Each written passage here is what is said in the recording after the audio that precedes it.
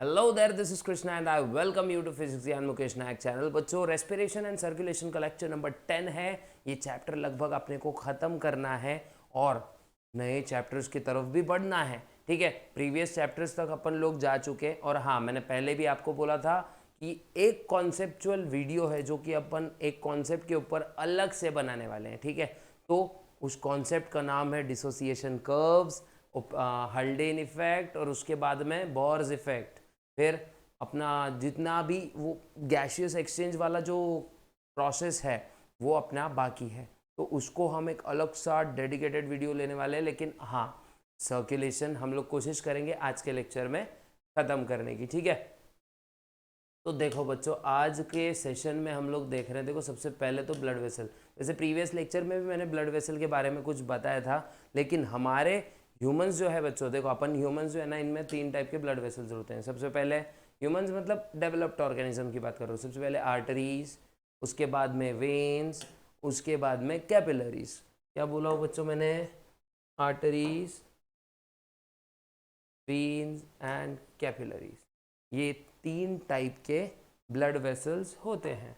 ठीक है, उसके बाद देखो बच्चों, आर्टरीज पढ़ते हैं। आर्टरीज कौन सा ब्लड कैरी करती है बच्चों? कौन सा ब्लड कैरी करती है? They carry oxygenated blood carry करेगी। ये पहली बात तो याद रखो, ऑक्सीजनेटेड ब्लड। कौन सा ब्लड कैरी करती है बच्चों? Arteries oxygenated blood, except for कौन सी? पल्मोनरी आर्टरी जो डीऑक्सीजनेटेड ब्लड कैरी करती है। उसके बाद हाँ, ये तो जस्ट मैंने बताया, except for pulmonary artery which carries deoxygenated blood. क्या कैरी करती है ये? Deoxygenated blood. तो देखो बच्चों, ये डीप सीटेड होती है। डीप सीटेड मतलब हमारे बॉडी में एकदम डीपली होगी, मतलब अंदर होगी। ऐसी वेन्स कैसी सुपरफिशियल होती है, आर्टरीज डीप सीटेड होती है। डीप सीटेड मीन्स बॉडी के अंदर होगी थोड़ी सी। ठीक है, डीप सीटेड होगी मतलब मसल्स के अंदर होगी। ठीक है, ये आप लोग को अगर समझो, मान लो स्क्रीनशॉट लेना है तो आप क्या कर सकते हो, आराम से इसका स्क्रीनशॉट ले सकते हो बच्चों।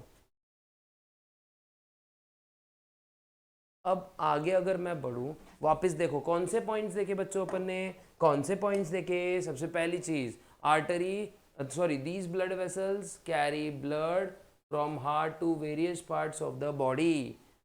देर they are branched into arterioles and further into capillaries. तो यहाँ से क्या पता चलता है अपने को? आर्टरीज जो है ना बच्चों, देखो आर्टरीज जो है ना, ये किसमें जैसे डिवाइड होती है, किसमें डिवाइड होती है? आर्टेरियोल्स में। किसमें?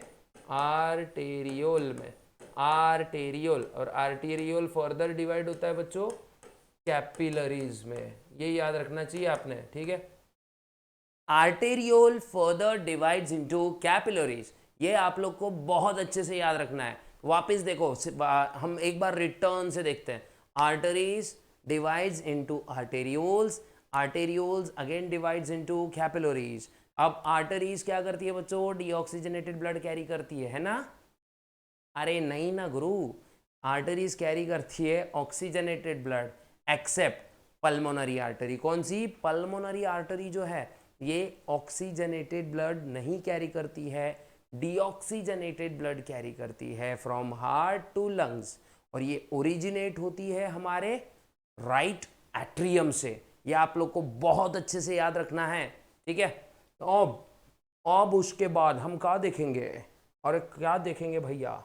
हम क्या देखने वाले हैं? हाँ, दे आर यूजुअली, अभी देखो ये वाला पॉइंट देखो, they are usually situated deep in the body except few like radial artery, जो कि हमारे यहाँ होती है। देखो कौन सी आर्टरी है? रेडियल आर्टरी है ना, जिसको मतलब ऐसा करके बच्चे काट लेते हैं ना कभी कभी, है ना। कोई प्रॉब्लम आती है उनके लाइफ में, बड़ी झंड लाइफ चलते रहती है उनकी। हाय मैसेज नहीं आया, काट लेंगे। हाय मैसेज सीन किया लेकिन देखा नहीं, मतलब रिप्लाई नहीं दिया, काट लेंगे। तो ये जितनी भी चीज़ें चलती हैं, मतलब ये रेडियल आर्टरी होती है वहाँ पे, और मतलब बड़ी आर्टरी होती है। भला क्या इंपॉर्टेंट, सुनो। फिर बाद में देखो, ब्रेकियल आर्टरी और फेमोरल आर्टरी होती है ना, ये दो। फेमोरल हमारे पैर के पास होगी, फीमोरल फीमर, पैर की हड्डी को बोलते हैं ना फीमर, तो फीमोरल आर्टरी होगी बच्चों वहाँ पे। राइट। उसके बाद देखो बच्चों, टीएस ऑफ आर्टरी देखते, ठीक है, कितने लेयर्स होती है उसमें। पहले मैं पॉइंट्स लेके आ जाता हूँ पहले, ताकि अपने को डायग्राम के थ्रू सीखने को मिलेगा। हाँ देखो यहाँ पर डायग्राम है बच्चों इसका, आर्टरीज और वेन्स दोनों का है, ठीक है। तो देखो टीएस ऑफ आर्टरी, अगर मैं ये ट्यूब को ऐसी काटूँ बीच में से, तो इसमें देखो 3 लेयर्स दिख रहे हैं बच्चों। कितने लेयर्स दिख रहे हैं? 3 लेयर्स दिख रहे हैं। सबसे पहली तो है ये बाहर वाली लेयर, जिसको हम ट्यूनिका एक्सटर्ना बोलते हैं। क्या बोलते हैं? Tunica externa. ये मिडल वाली लेयर दिख रही है कि आपको, ये वाली, ये मिडल वाली लेयर आपको अगर दिख रही होगी तो उसको बोलते हैं ट्यूनिका मीडिया। और अंदर देखो बच्चों टेसिलेशंस होते हैं इसमें, मतलब ऐसे रफ सरफेस होता है, और इसको हम कहते हैं ट्यूनिका इंटरना। क्या कहते हैं बच्चों? Tunica interna. ये सब हम लोग इसको बोलते हैं, ठीक है। तो अब देखो, हाँ आर्टरीज देखो कितने कितने लेयर्स होती हैं। देखो 3 लेयर्स दिख रही है हम लोग को। कितने लेयर्स दिख रही है? 3 लेयर्स। ट्यूनिका एक्सटर्ना, ट्यूनिका, इसी को बोलो, क्या बोला जाता है बेटा? Tunica adventitia. क्या कहा जाता है? ट्यूनिका एडवेंटिशिया इसको कहा जाता है। फिर उसके बाद में ट्यूनिका मीडिया। क्या है बच्चों? Tunica media. और लास्ट में ट्यूनिका इंटरना, ठीक है, ट्यूनिका इंटरना। ये 3 टाइप के लेयर्स इसमें प्रेजेंट होते हैं। फिर उसके बाद आउटर मोस्ट ट्यूनिका एक्सटर्ना, ये कैसी होती है? सबसे पहले देखो ये थिक होगी। ट्यूनिका एक्सटर्ना कैसी होगी? थिक होगी, मतलब ये जाड़ी होगी, जौड़ी, ठीक है। उसके बाद में टफ लेयर होगी भैया, टफ है। कैसी है? टफ मीन्स क्या? टफ मीन्स क्या? एकदम स्ट्रॉन्ग, ठीक है, स्ट्रॉन्ग टफ लेयर। टफ लोग नहीं होते क्या, पता है ना आपको। उसके बाद में कोलेजन फाइबर से बनी रहती है भैया। किससे? Collagen fibre. कोलेजन फाइबर एक मतलब स्पेशल टाइप ऑफ प्रोटीन्स होते हैं, ठीक है। उसके बाद में ट्यूनिका मीडिया। ट्यूनिका मीडिया जो है बच्चों, ये किससे बनी रहती है? स्मूथ मसल से बनी रहती है, और ये इलास्टिक होती है। कैसी होती है? मतलब एक्सपांड और कॉन्ट्रैक्ट कर पाएगी, इसलिए ये इलास्टिक होती है। इसके अगर स्क्रीनशॉट लेने हैं बच्चों, तो आप क्या कर सकते हो? ले सकते हो, फटाक से ले लो जल्दी से, है ना। ट्यूनिका एक्सटर्ना, ट्यूनिका मीडिया के दोनों के पॉइंट्स है इसमें, तो दोनों अलग अलग भी लिखे तो कोई गम पछतावा नहीं है, फटाक से लिख देना, ठीक है। उसके बाद this thick muscular layer is made up of arterial wall. और सबसे इंपॉर्टेंट ये होती है बच्चा पल्सेटाइल। कैसी होती है? पल्सेटाइल। पल्सेटाइल मतलब ये ऐसी पल्स जनरेट होने के बाद में ऐसी एक वेव के जरिए इसके अंदर से, मतलब ऐसा बोलते हैं ना, ये पाइप है और ऐसा ये वेव के थ्रू ऐसे जाएगा, ठीक है। पल्सेटाइल मतलब वैसे ही होगा। उसके बाद इनर मोस्ट कैसी होती है बच्चों? इनर मोस्ट होती है, देखो बनी रहती है फ्लैट, कॉम्पैक्ट होता है और एंडोथेलियल सेल से बना रहेगा, ठीक है। एंडोथेलियल सेल से बनो रहेगा, बहुत अच्छे से याद रखना है, ठीक है। एंडोथेलियल सेल से, और उसके अंदर जो खाली स्पेस होती है ना, उसको हम बोलते हैं बच्चों लूमेन। क्या बोलते हैं? ल्यूमेन बोलते हैं। देखो सर ने क्या क्या चीज़ें बता दी आपको, क्या क्या चीज़ें बता दी। सबसे पहले ट्यूनिका इंटरना बताया, ट्यूनिका एक्सटर्ना बताया, ट्यूनिका मीडिया बताया, ट्यूनिका इंटरना बताया। ट्यूनिका एक्सटर्ना किससे बना है? ये कोलेजन फाइबर्स से बना है, टफ होता है, इलास्टिक नहीं होता है। उसके बाद ट्यूनिका मीडिया, ये कैसा होता है भाई? थिक लेयर है, स्मूथ मसल से बनी है और इलास्टिक भी है, ठीक है। और ट्यूनिका इंटरना, ये थोड़ी सी कमजोर लेयर होती है बच्चों, कॉम्पैक्टली अरेंज्ड फ्लैट सेल से बनी रहेगी, जिसको हम बोलेंगे एंडोथेलियल सेल्स। क्या बोलेंगे? Endothelial cells. और ये जो एंडोथेलियल सेल्स है, उनमें एक जो स्पेस होती है जहाँ से ब्लड बहते रहता है कॉन्स्टेंट, तो उसको हम बोलते हैं लूमेन। क्या बोलते हैं बच्चे? लूमेन इसको कहते हैं। उसके बाद angular margin around the lumen shows tessellations. जैसे अभी मैं बताऊंगा आपको टेसेलेशंस कहाँ होते हैं। अब देखो ये दिख रहा है ना, ये इरेगुलर, सॉरी वाइट से कैसे दिखेगा, ब्लू से दिखाएंगे। देखो ये दिख रहा है ना, ये इरेगुलर रिजेस है इसके अंदर से, है ना, ये इस तरीके से। तो ये टेसिलेशंस है इसकी। क्या है बच्चों? टेसिलेशंस, ओके। अब जो आर्टरीज में ब्लड फ्लो करता है ना बच्चा, आर्टरीज में जो ब्लड फ्लो करता है वो होता है हाई प्रेशर पे। कैसे होता है? हाई प्रेशर पे, समझ रहा है ना।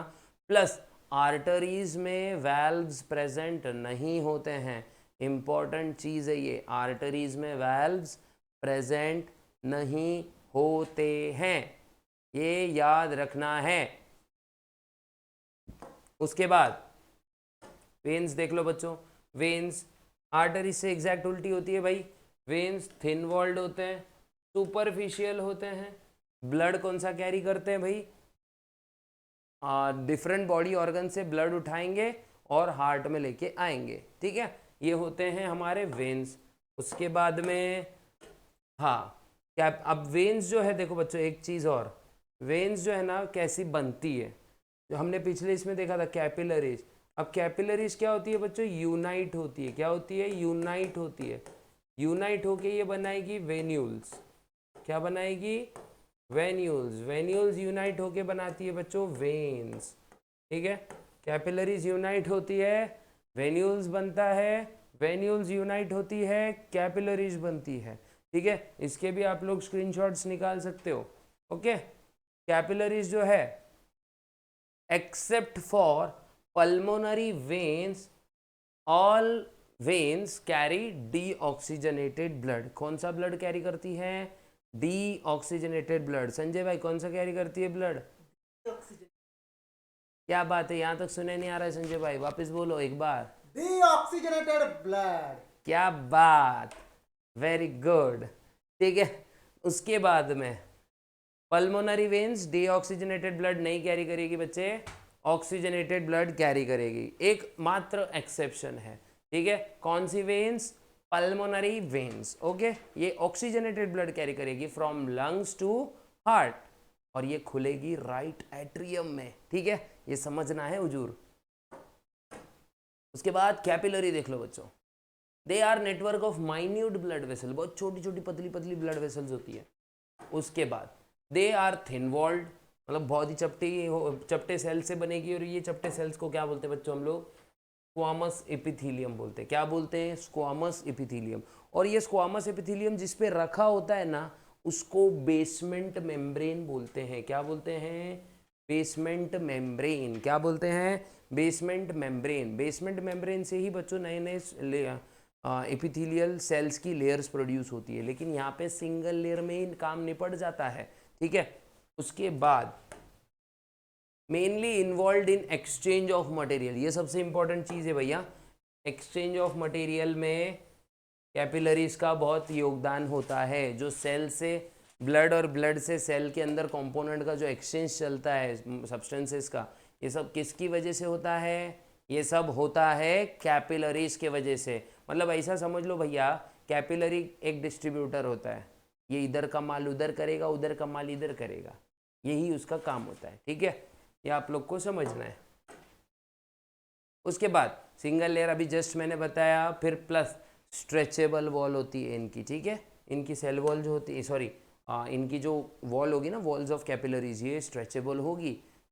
और कैपिलरीज में से भी ब्लड जो है हाई प्रेशर पे बहेगा। क्या होगा बच्चों? हाई प्रेशर पे कैपिलरीज से ब्लड बहेगा। ये आप लोग ने बहुत अच्छे से याद रखना है। क्या करना है? बहुत अच्छे से याद रखना है। उसके बाद वॉल्स ऑफ कैपिलरीज, इसके अंदर देखो छोटे छोटे एंडोथेलियल पोर्स होते हैं बच्चों, या फिर इसी को क्या बोलते हैं? फिनिस्ट्रा। क्या बोलते हैं? फिनिस्ट्रा। ये दो शब्द याद रखो, एंडोथेलियल पोल्स और फेनिस्ट्रा। और इसी फेनिस्ट्रा या एंडोथेलियल पोर से क्या होता है? WBC वगैरह क्या कर सकते हैं? इसे स्क्वीज आउट कर सकते हैं। मैंने बताया था ना WBC का एक चीज, जिसको हम क्या बोलते हैं? डायपेडिसिस। क्या बोलते हैं? डायपेडिसिस। मतलब वो क्या करते हैं, मान लो ये छोटी सी जगह है, यहाँ से इसे स्क्वीज आउट करके क्या आएंगे, इसे बाहर निकल जाएंगे। मान लेते हैं ये छोटी सी जगह है, इतनी सी, ठीक है। तो WBC इतना बड़ा है, ये क्या करेगा? इस जगह से खुद को ऐसे छोटा बनाएगा, स्क्वीज करके वापस अपना शेप ले लेगा, ठीक है। और यही होता है अपना डायपेडिसिस मूवमेंट। आपको अच्छे से ये चीज़ याद रखनी है। अब पल्स देखते बच्चों। सबसे पहले पल्स देखने से पहले अपन क्या करते हैं? पल्स चॉकलेट खाएंगे क्या? ऐसा कुछ नहीं करेंगे। हाँ, एक मिनट, इसको थोड़ा गायब कर देते।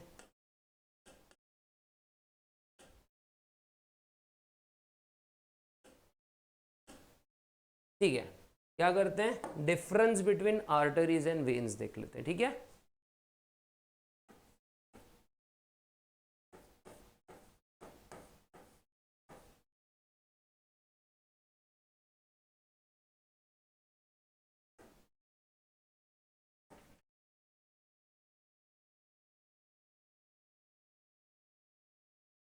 ठीक है, arteries and veins,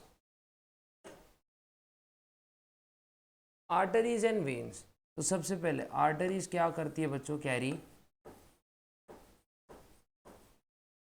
oxygenated blood except pulmonary artery, है ना, एक्सेप्ट पल्मोनरी आर्टरी। यहाँ पे veins carry deoxygenated blood accept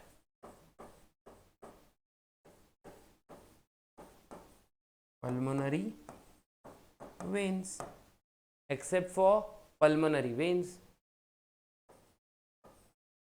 second arteries हो गया, ये पल्मोनरी वेन्स का हो गया, ठीक है। उसके बाद में देखो बच्चों, ये डीप सीटेड होती है, मतलब स्किन में डीप होगी। इसमें भी एक्सेप्शंस है, मैंने बताया था। और ये होगी सुपरफिशियल, है ना, डीप सीटेड होगी, सुपरफिशियल होगी। उसके बाद में थर्ड क्या आएगा बच्चों इसमें, थर्ड ये पॉइंट आएगा कि भाई carries blood away from the heart, carry blood away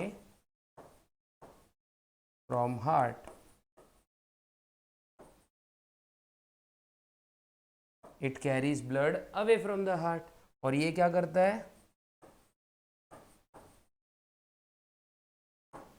carries blood towards the heart. आपको ये याद रखना है, टूवर्ड्स हार्ट। देखो दोनों का एंड प्रोटैगोनिस्ट एंटागोनिस्ट फंक्शन है, ठीक है, कुछ एक्सेप्शंस के साथ। उसके बाद फोर्थ पॉइंट ऐसा लिख सकते हैं, थिक ट्यूनिका मीडिया लेयर। इसके अंदर की जो ट्यूनिका मीडिया लेयर होगी ये थिक होगी, थिक ट्यूनिका मीडिया। और इधर ट्यूनिका मीडिया कैसी होगी बच्चों, फोर्थ थिन ट्यूनिका मीडिया,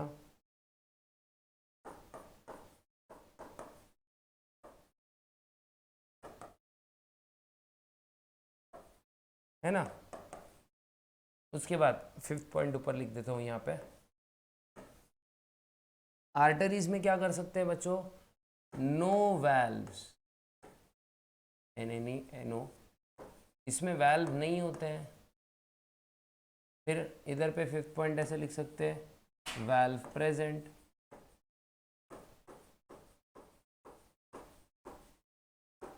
ठीक है। उसके बाद सिक्स्थ नो वैल्व्स, और इधर होता है वैल्व प्रेजेंट। फिर सिक्स्थ क्या आएगा बच्चों यहाँ पे, सिक्स्थ ऐसा लिख सकते हैं कि हाई प्रेशर पे ब्लड होता है, blood at high pressure, P लिख देता हूँ सिर्फ। और यहाँ सिक्स्थ कैसा आता है, ब्लड एट लो प्रेशर, है ना। तो आप ये सब चीज़ें भी लिख सकते हैं, फटाफट से जल्दी से लिख लीजिए। ये कुछ आर्टरीज और वेन्स के डिस्टिंग्विशिंग पॉइंट्स है, ओके। शायद आपको ये अच्छे से समझ गए रहेंगे। अब अगर हम लोग आगे बढ़ते हैं, ठीक है, पल्स देखते हैं। देखो a series of pressure waves क्या होती है बच्चों, पल्स क्या होती है, ये होती है series of pressure wave that travel through the arteries during ventricular systole. कि भाई जब वेंट्रिकल कॉन्ट्रैक्ट होते हैं तब प्रेशर जो आर्टरी में होता है उसको हम कहते हैं पल्स। क्या कहते हैं, इसी को हम कहते हैं बचवा पल्स कहते हैं। क्या कहते हैं, पल्स बोलेंगे बच्चों, ठीक है। स्ट्रॉन्गेस्ट आर्टरीज में देखो, it is strongest in arteries closer to the heart and gradually becomes weak in arteries away from the heart. देखो भूकंप कहीं आता है, मान लो इस पोजीशन पे भूकंप आ रहा है, तो भूकंप के एपिसेंटर के पास जो भी चीजें होगी वहां पे क्या होगा, भूकंप एकदम तेज वेव्स छोड़ेगा, और फिर धीरे धीरे क्या होगा, जैसे जैसे एपिसेंटर से वेव्स दूर जाएगी, फिर धीरे धीरे क्या होगा, इसका स्ट्रेंथ कम कम कम कम कम कम होते चलता है, ठीक है। वैसे ही है भाई, जो आर्टरीज हार्ट के पास होगी तो जोर से जब हार्ट कॉन्ट्रैक्ट होगा तो प्रेशर जोर से निकलेगा, तो पास के आर्टरीज में प्रेशर ज़्यादा होगा, और जैसे जैसे हार्ट से जो आर्टरीज है दूर जा रही है तो क्या होता है, प्रेशर कम कम होते चलता है। ये आप लोग को बहुत अच्छे से याद रखना है, ठीक है। उसके बाद सुपरफिशियल आर्टरीज जैसे नेक रीजन, हमारा ये रेडियल आर्टरी वाला रीजन, ये जितने भी रीजन्स हैं यहाँ पे हम लोग इसको फील कर सकते हैं। देखा ना, कोई अगर समझो टाइम बोल देता है, मान लो किसी मूवी में कुछ हो रहा है तो सबसे पहले यहाँ चेक करते हैं उसको, है ना, no he is no more, direct बोलते हैं। फिर अचानक से क्या होता है, हीरोइन बोलती है नहीं, है ना। तो ऐसा ये जितना भी सीन है तो सबसे पहले कहाँ चेक करते हैं बच्चों, ये वाली आर्टरी चेक करते हैं, फिर रेडियल आर्टरी जो है ये भी चेक करते हैं, ठीक है। व्रिस्ट के पास अपन देख सकते हैं उसको, एंड कैरोटिड आर्टरी जो ये वाली बोला ना मैंने, इसको नेक रीजन में जो आर्टरी होती है ये कैरोटिड आर्टरी होती है, ठीक है। कौन सी, कैरोटिड आर्टरी होती है भाई। कौन सी आर्टरी होती है संजय भाई, कैरोटिड। नहीं याद आया तो गाजर याद रखने का कैरोटिड ऐसा कुछ याद करने का, है ना, गाजर याद रख लो, गर्दन में गाजर, ऐसा कुछ याद रख लेंगे, खैर है, ठीक है। कैरोटिड आर्टरी होती है। उसके बाद pulse can be felt, particular points पे पल्स भी फील हो सकती है ना। अब देखो, अगर नॉर्मल हार्ट बीट से, अगर हमारा हार्ट बीट से मान लो 72 से ज़्यादा है, मतलब 100 बीट्स पर मिनट है, इसी स्कीम को या फिर इसी कंडीशन को टैकीकार्डिया बोला जाता है। क्या बोला जाता है बच्चों, टैकीकार्डिया कहा जाता है। क्या कहा जाता है, टैकीकार्डिया इसको कहा जाता है। और अगर ये स्लोअर है, पल्स हमारी स्लोअर है, 60 बीट्स पर मिनट से भी कम है, तो इसको ब्रैडीकार्डिया कहा जाता है। क्या कहा जाता है, ब्रैडीकार्डिया इसको कहा जाता है। टैकी मतलब क्या होता है बच्चों, जोर से हार्ट बीट होना, और ब्रैडी मतलब क्या होता है, हार्ट बीट थोड़ी कम हो जाना, ठीक है। टैची भी बोल सकते हो, टैचीकार्डिया, है ना, टैचीकार्डिया नहीं है, टैचीकार्डिया या टैकीकार्डिया है, और ब्रैडीकार्डिया मीन्स पल्स तुम्हारी स्लो हो जाएगी। तो ये चीज़ें कुछ कुछ याद रख लो बच्चों। उसके बाद देखो यहाँ पे एक डायग्राम है, एक सस्ता सा इंसान हमने मतलब सस्ता सा टेक्स्ट बुक से इंसान उठाया है हमने, जिसमें देखो आपको पता चलेगा पल्स पॉइंट्स कहाँ होते हैं। देखो जैसे फेशियल पे, फेस पे, ओके, फेस पे है, फिर टेम्पोरल रीजन मतलब ये यहाँ पे है, ये प्रेशर पॉइंट्स है बच्चों सभी है। फिर कैरोटिड आर्टरी में, फिर ब्रैकियल अपना ये देखो आर्म में होती है, यहाँ पे ब्रैकियल आर्टरीज होती है। देखो ये मसल होता है ब्रैकियल मसल्स, और फिर बाद में नीचे से यहाँ तक आता है जो ब्रैकियोरेडियालिस होता है, ठीक है।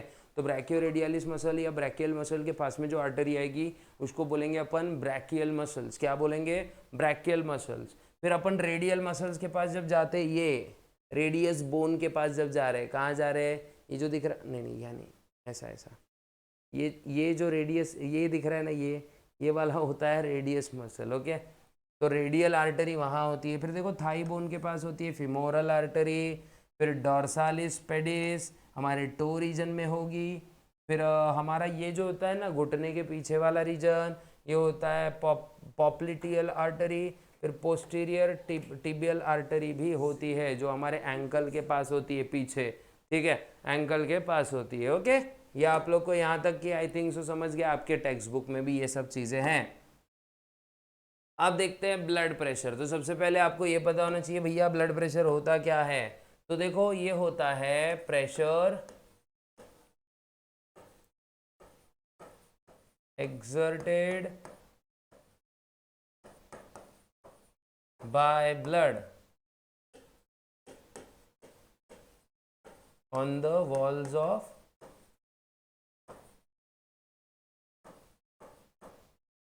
आर्टरी। देखो बच्चों, मान लो आप एक बहुत अच्छे से माली हो जो अपने ही घर के फूलों को पानी दे रहे हो। मान लो आपको पाइप दिया जाता है और ऐसा बस घुमाना है आपको इधर से उधर। अब आपके अंदर का सोया हुआ शैतान और ये बकैती हमेशा किसी ने की है ना, कि जब भी उनके हाथ में पानी का पाइप आता है हम क्या करते हो, पाइप को ज़ोर से दबाते हैं सामने से। अब क्या होता है, पीछे से जो पाइप है वो फूल जाता है, मतलब पानी ऐसा करता है कि भाई दोनों तरफ से पाइप को क्या करता है, पानी ढकेलता है ऊपर की तरफ। अब वो ढकेलने की वजह से क्या होता है भाई, जो पानी है वो पाइप की वॉल पे प्रेशर लगा रहा है।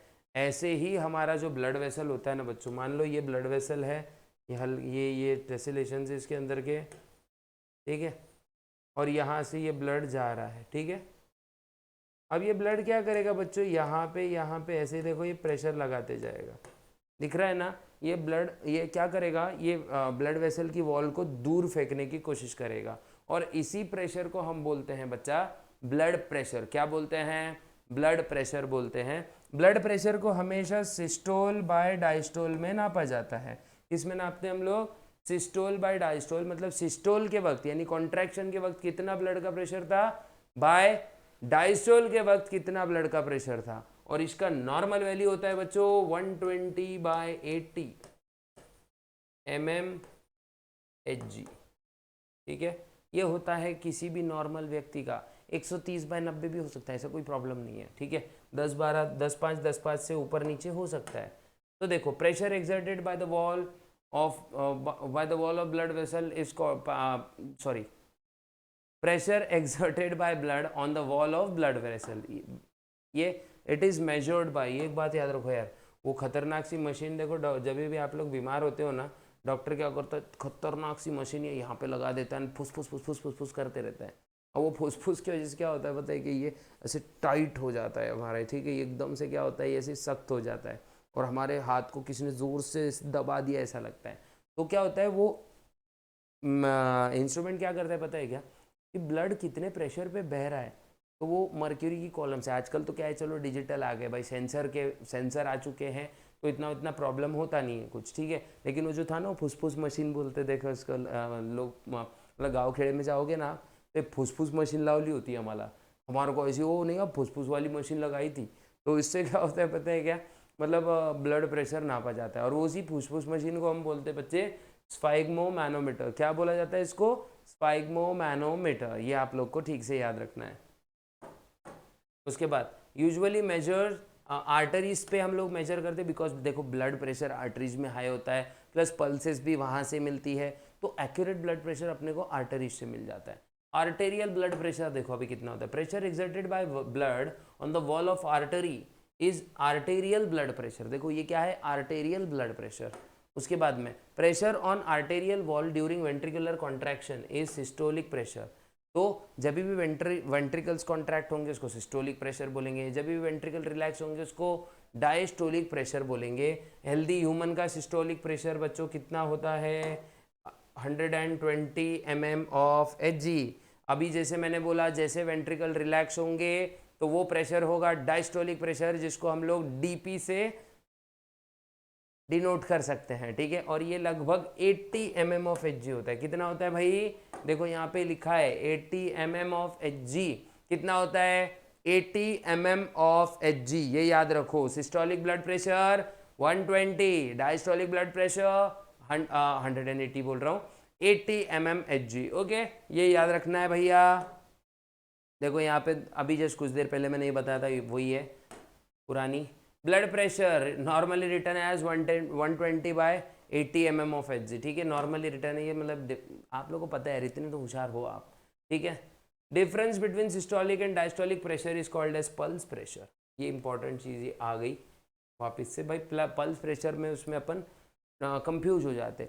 तो सिस्टोलिक प्रेशर और डायस्टोलिक प्रेशर के बीच का जो डिफरेंस होता है उसको हम क्या बोलते हैं भैया, पीपी बोलते हैं। क्या बोलते हैं, पीपी, पल्स प्रेशर। क्या बोलेंगे, पीपी, पल्स प्रेशर, ओके। ये होता है नॉर्मल। देखो 120 में से 80 निकाल दो, कितना बचता है, 40 mm बचा ना, तो 40 mmHg होता है। पल्स प्रेशर कितना होता है 40 mmHg, ये याद रखना है। फिर उसके बाद में अगर ये प्रेशर से हट के कुछ दिखता है तो भैया समझ लो हॉस्पिटल जाने की ज़रूरत है। नहीं, लेकिन ये तो हॉस्पिटल में गिना था ना हमने, तो हॉस्पिटल जाने की तो ज़रूरत नहीं है। लेकिन हाँ, एक चीज़ है, आपको सीरियस मेडिकल कंडीशंस आगे चल के हो सकती हैं, तो खान पान अपना अच्छा रखें और एकदम बेस्ट तरीके से क्या करें, अपनी सेहत को बेस्ट रखें, ठीक है। एक्सरसाइजेस करें, ये इंपॉर्टेंट है। अब देखो measurement of blood pressure, the blood pressure is measured with the help of instrument called sphygmomanometer, अभी जस्ट बताया था मैंने, ठीक है।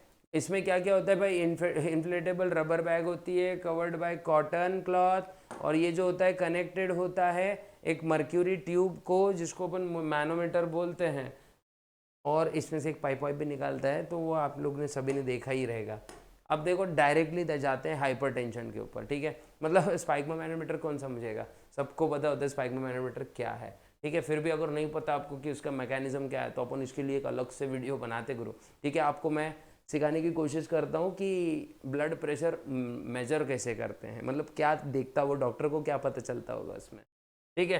Persistently raise blood pressure higher than normal value, इसको ही हम बोलेंगे हाइपरटेंशन। मतलब यार ब्लड प्रेशर हाई हो रहा है आपका, इसको हाइपरटेंशन बोलते हैं, ठीक है।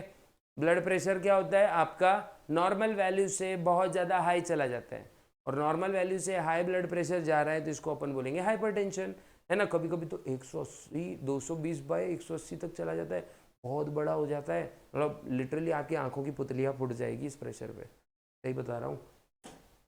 उसके बाद 140/90 हो जाता है कभी कभी, ये थ्रेशोल्ड हाइपरटेंशन है, मतलब ये कंट्रोलेबल है। लेकिन अगर यही चीज़ 180/120 या फिर 220/120 ऐसा कुछ हो जाता है, 220/120, तो ये बहुत बड़ा प्रेशर होता है बच्चों, बहुत हायर होता है, हायर रीडिंग, डेंजरस होता है ह्यूमन हेल्थ के लिए। इट में damage heart, brain and kidneys, even आपके किडनीज फेल हो सकती हैं इतने प्रेशर पे, कैपिलरीज फट सकती हैं, कान से खून निकल सकता है, आंखों से भी खून निकल सकता है, नाक से भी खून निकल सकता है, और न जाने क्या क्या हो सकता है, ठीक है। बहुत सारी प्रॉब्लम्स यहाँ पे कॉज हो सकती है गुरु, ठीक है। तो अब देखो अगली बीमारी हम जो देख रहे हैं वो है कोरोनरी आर्टरी डिजीज। कौन सी डिजीज है भैया, कौन सी डिजीज है, अभी संजय भाई वापस आए हैं यहाँ पे, कौन सी डिजीज है, कोरोनरी आर्टरी, क्या बात है, कोरोनरी आर्टरीज डिजीज, संजय भाई को बहुत अच्छा लगता है शायद भाइयों, ठीक है।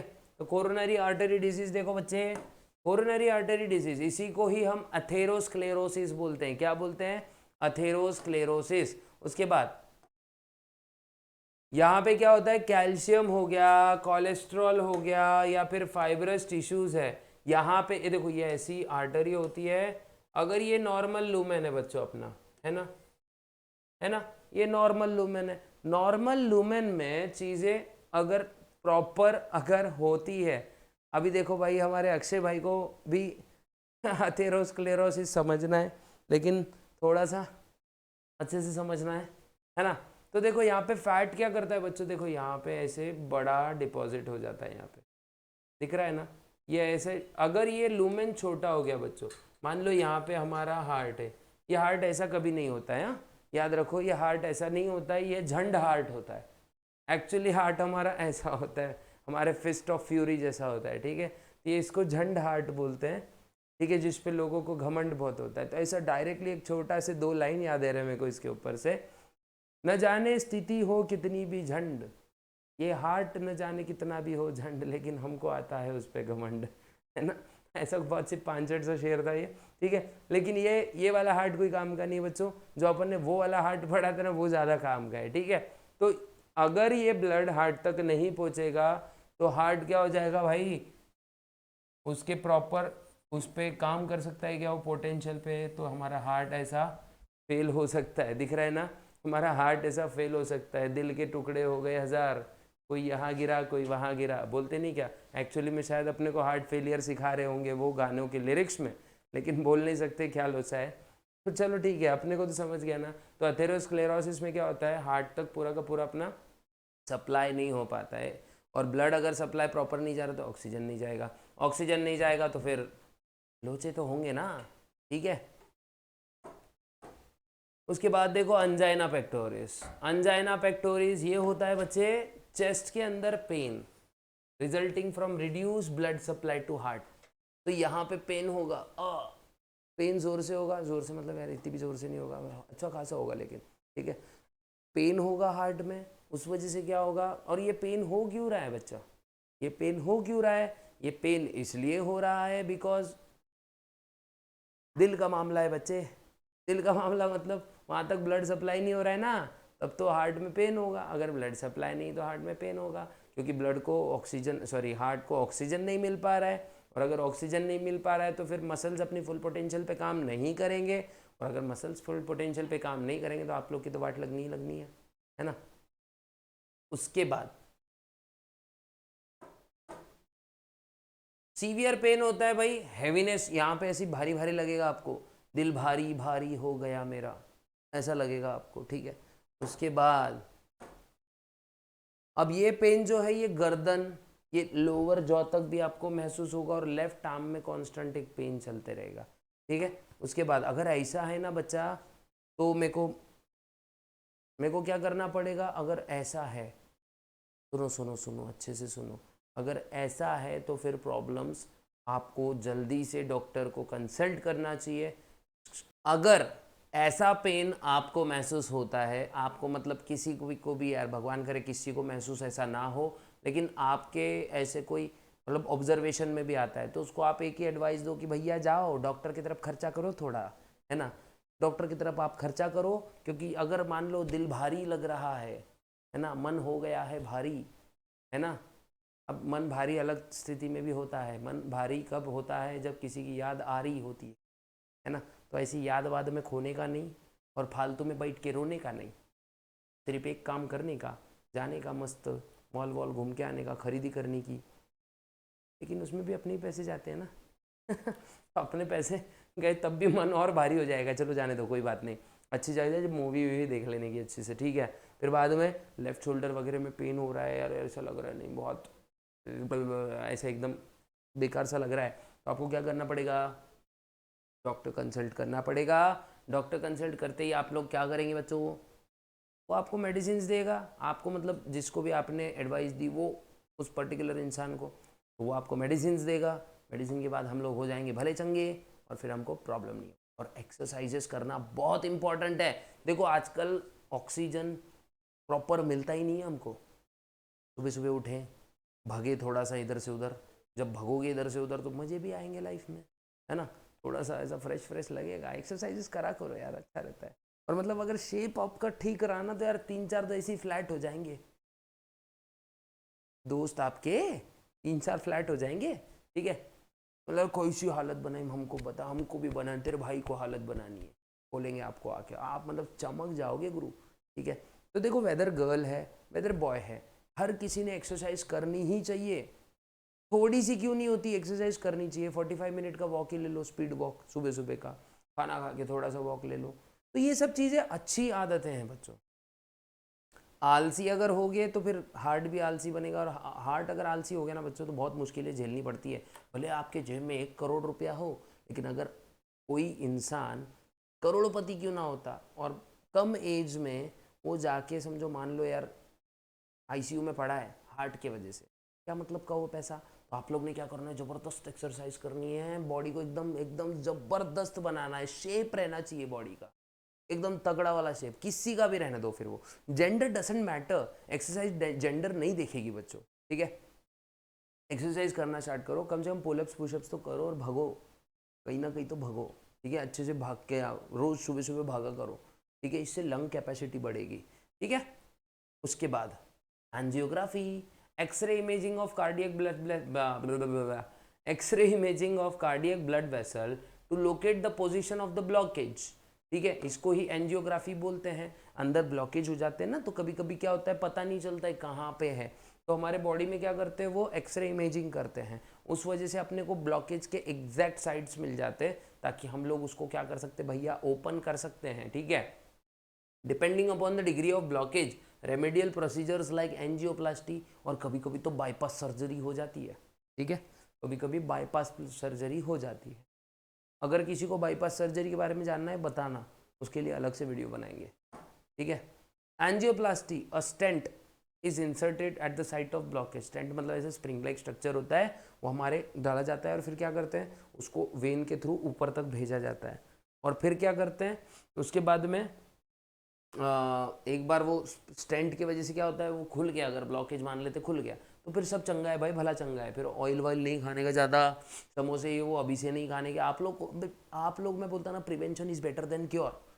प्रिवेंट करो, क्योर काई को करने का, पैसा काई को खर्च करने का, अच्छा खाना पे खर्च करो ना भाई। आज कल को पड़े हैं बेड पे नॉर्मल तरीके, बहुत देर से परेशान है, और हार्ट अटैक दिन पे दिन बढ़ते जा रहा है। एक्सरसाइज अगर हम लोग आज से करेंगे तो प्रॉब्लम नहीं होगा, ठीक है।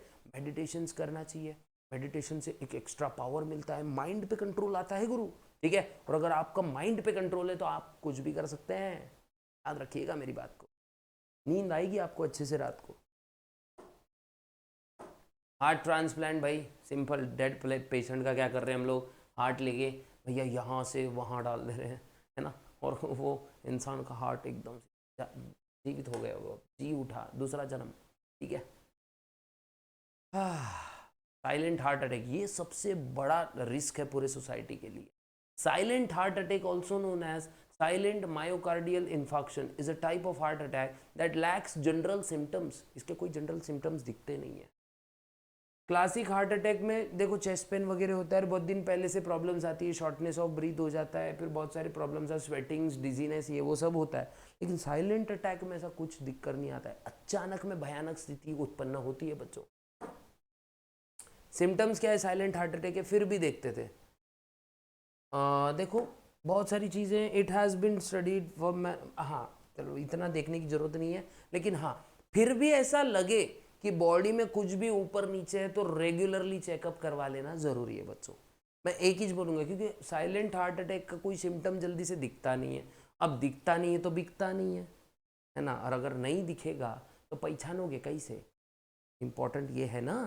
तो आपको क्या करना पड़ेगा, ऐसा लग रहा है कि भाई कुछ है, जैसे बुखार विखार आ रही है, या फिर मेरे को सिर भारी लग रहा है, गुस्सा बार बार आ रहा है, तो एक बार डॉक्टर के पास जाएं, चेकअप करवा ले, फुल बॉडी चेकअप। थोड़ा सा पैसा जाएगा यार, हॉस्पिटल से तो अच्छा है ना, और जान है तो जहान है ना, तो जाओ चेकअप करा लेना। अगर आपको आसपास भी ऐसा कोई इंसान दिखे जिसको आपने देख के ठीक से आप पहचान सकते हो तो कर लो ना यार, उनको भी यही एडवाइस दो कि भैया जाओ, वरना जाने लायक नहीं रहोगे है ना। ये एक इम्पॉर्टेंट चीज़ याद रखो। इलेक्ट्रोकार्डियोग्राम, बच्चा अब क्या देख रहे हैं, इलेक्ट्रोकार्डियोग्राम, ईसीजी, क्या देखेंगे, ईसीजी। एक ग्राफिकल रिकॉर्डिंग होती है बच्चों ये इलेक्ट्रिकल वेरिएशंस की at the surface of body, ठीक है। मतलब ऐसे समझ लो हार्ट बीट को हम क्या कर रहे हैं, नापने की कोशिश कर रहे हैं, ठीक है। एक ग्राफिकल मेथड से हम उस हार्ट बीट्स को समझने की कोशिश कर रहे हैं। अब देखो इसमें कितने वेव्स होते हैं, देखो अभी यहाँ पर डायग्राम आएगा, यार जादू, ठीक है। अब डायग्राम आ गया, देखो डायग्राम में देखो बच्चों 3 टाइप की वेव्स होती है। एक होती है पी वेव, एक होती है पी वेव, एक होता है क्यू आर एस कॉम्प्लेक्स, क्या क्यू आर और इधर पे होता है एस कॉम्प्लेक्स, और एक होती है टी वेव, ठीक है। अगर ऐसा कुछ आपको दिख रहा है, ऐसा कोई आपको ग्राफ दिख रहा है तो चलो सब बढ़िया भला चंगा है।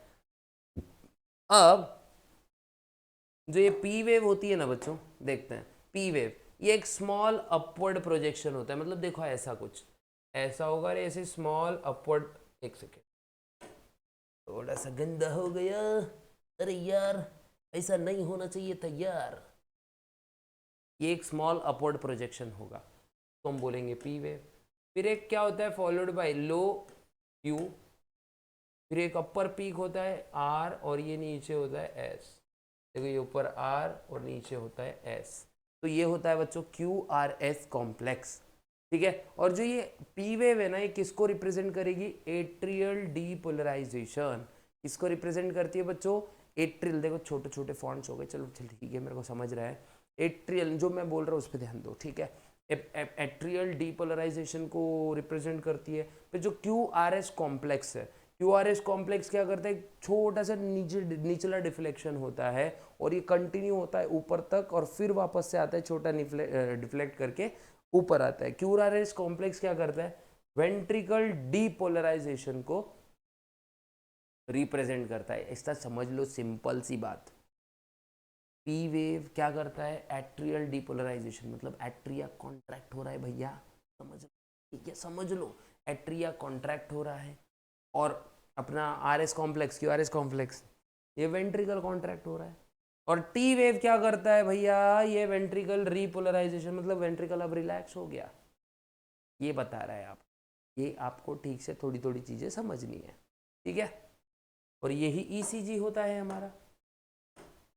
अब देखो बॉडी का घंटा गाड़ी सिस्टम देखते हैं, क्या देखते हैं, घंटा गाड़ी सिस्टम मतलब लिम्फेटिक सिस्टम देखेंगे। इसमें क्या क्या होता है,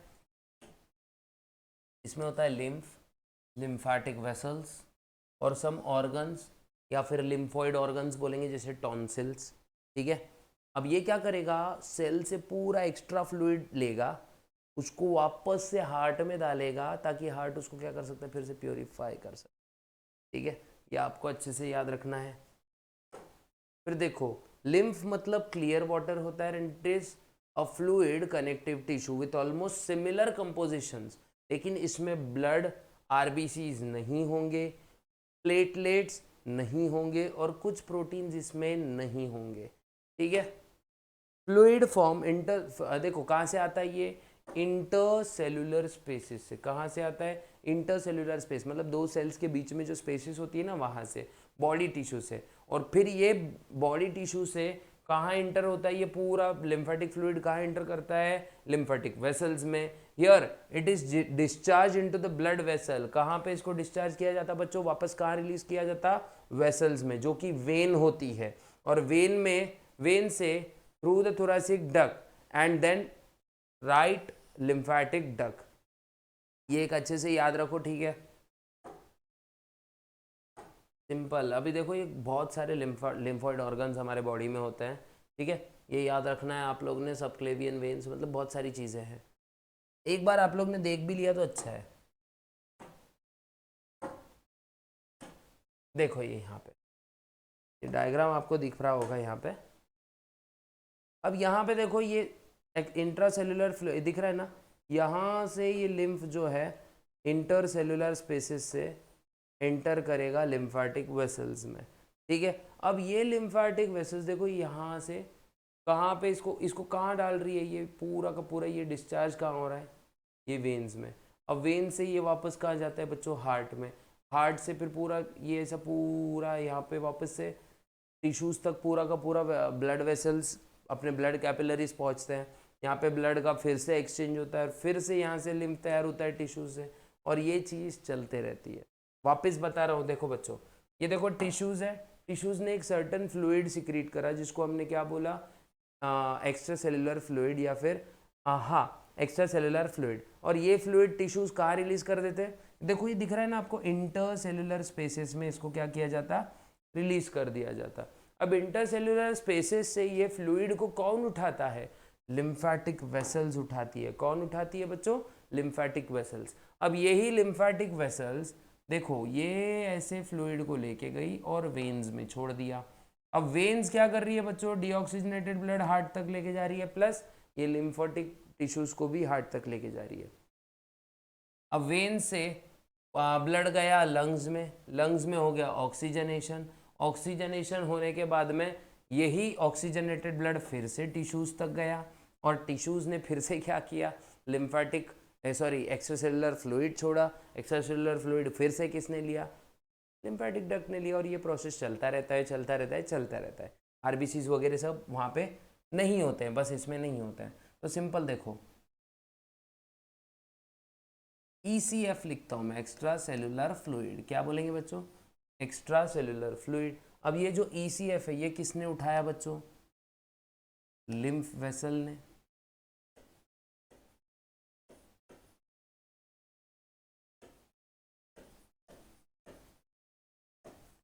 किसने उठाया बच्चे, लिम्फ वेसल ने। फिर ये लिम्फ वेसल ने किसको ट्रांसफर किया, वेन्स को। वेन्स फिर कहाँ गई, हार्ट में, ठीक है। फिर हार्ट से फिर ब्लड जो था हमारा कहाँ तक गया, टिश्यू तक, है ना। टिश्यू ने फिर ये पूरा का पूरा टिश्यू ने फिर क्या रिलीज किया, ईसीएफ, और ये ऐसा पूरा साइकिल चलता रहता है। और अगर आपको लेक्चर सही लगा होगा या कुछ इसमें त्रुटि रह गई होगी या फिर कोई कॉन्सेप्ट है जो आपको लग रहा है कि नहीं समझा, तो कमेंट बॉक्स में बिल्कुल बताएं। मिलते हैं नेक्स्ट वीडियो में जो कि हमारा 11th पार्ट होगा। और इस पार्ट में हम लोग क्या करने वाले बच्चों, ज़बरदस्त तरीके से अपने ऑक्सीजन शिफ्ट, क्लोराइड शिफ्ट वगैरह सब देखने वाले। जैसे बोलते नहीं क्या, जो ऑक्सीजन डिसोसिएशन कर्व है, क्लोराइड शिफ्ट है, हैम्बर्गर्स फिनोमिनन है, फिर उसके बाद मैं बोलूँगा हल्डेन और हल्डेन इफेक्ट, बोर इफेक्ट, ये सब हम लोग एक ही सेशन में कंप्लीट करेंगे ताकि ये चैप्टर आपको बहुत अच्छे से समझ में आ जाए नॉट आ गया, आ जाए। तो मिलते हैं ऐसे इंटरेस्टिंग नेक्स्ट वीडियो में, तब तक के लिए गुड बाय, गुड लक, जय हिंद।